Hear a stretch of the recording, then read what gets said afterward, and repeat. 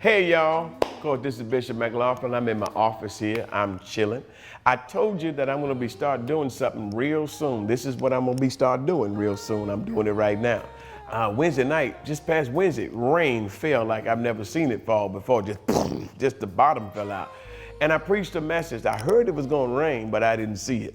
It was from 2 Kings chapter 18, or actually 1 Kings chapter 18, with the prophet Elijah prayed for rain, and it rained, and it didn't look like it was gonna rain. He told his servant to go 7 times to see if he saw any rain. He didn't see nothing. And I was just dealing with the blessings of God and how sometimes they're delayed but not denied, and how sometimes we have to go through some things, and sometimes they're just drought, and sometimes there's just nothing going on. But we yet have to believe God, and we've got to be able to believe for the rain when we can't see the rain. On Friday night, I kept going because Esther, the little orphan girl, winds up walking into her season, having not been in the presence of the king for 30 days. And Mordecai reminded her, Esther, how do you know whether or not you've been brought into the kingdom for such a time as this? Or one translation says, for this season.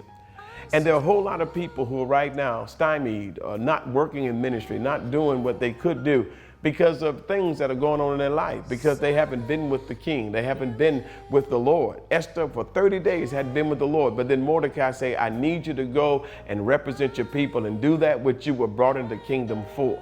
That's a word for somebody, where you can get up from where you are, regardless of where you've been or what you've done, and do that which you were brought into the kingdom for. Stop making excuses about where you've been and what you've done. That girl was an orphan girl, but she went through a purification process, found grace and favor in the eyes of God, and when she went before the king, the decree was that if you came before the king and he did not hold out that scepter, you would die. Esther said, if I perish, I perish. I'm going to see the king. And because she walked into her season, the king extended the scepter, and she was able to approach the king and made her petition and saved her people. God's calling you to come into his presence. God has made provision through Christ. He shed his blood once for all on the mercy seat.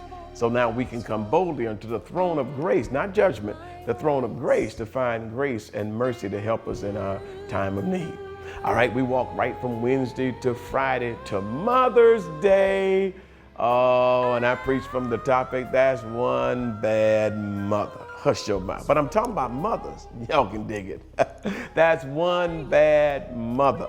And we talked about a lady who was married to a man, and they were old and didn't have any children. Elisha was passing by every day. She perceived he was a man of God, talked to her husband, securing her relationship with her husband, and said, let's build a room onto the house for the man of God to stop by and rest and have something to eat, and so on and so on. She did that, and then one day the man of God said, what can we do for this woman to pay back for her kindness? And the Gehazi said, well, they got everything. The woman said, I'm secure. But then Elisha realized she didn't have a son. Well, she had the son. He pointed to her and prophesied, by this time next year, you'll be nursing your own child. And sure enough, she did. And then something happened.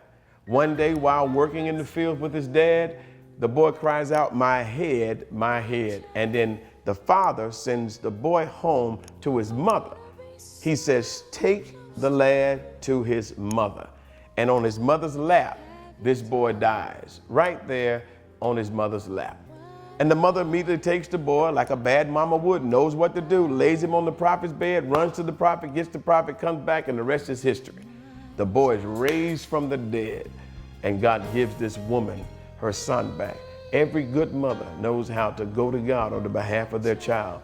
And when the enemy has gotten in their heads, knows how to go back and say, you belong to God. You were born to live and not die, and declare the wonderful works of God.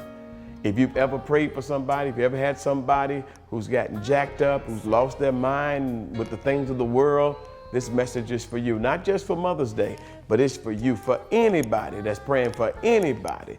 This lesson will teach you how to get it back. All right? That's my week in preaching this past week.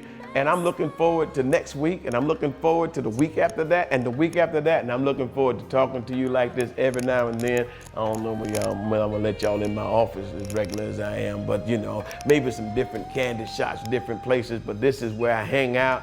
Hey, and I love y'all, and stay tuned here, because I'm gonna be back with some more updates and letting you know what's going on in the Potter's house and in the life of this bishop.